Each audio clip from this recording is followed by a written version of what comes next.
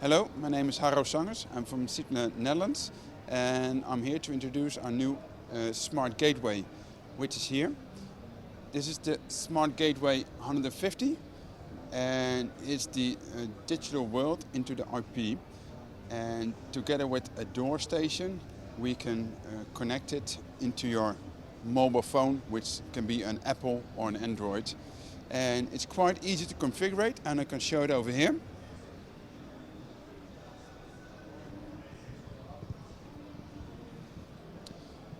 The only thing you need is an app, which you can download from a site, Siedle. And if you have the app, you can download a QR code, which is here, and then easy enough to press the door button.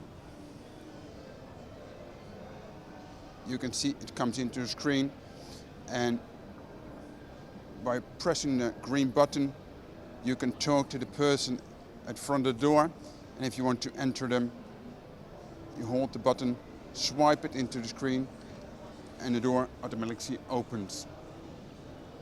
And they can come in. And if you need any more information about the products, you can find it at rAVe.nl.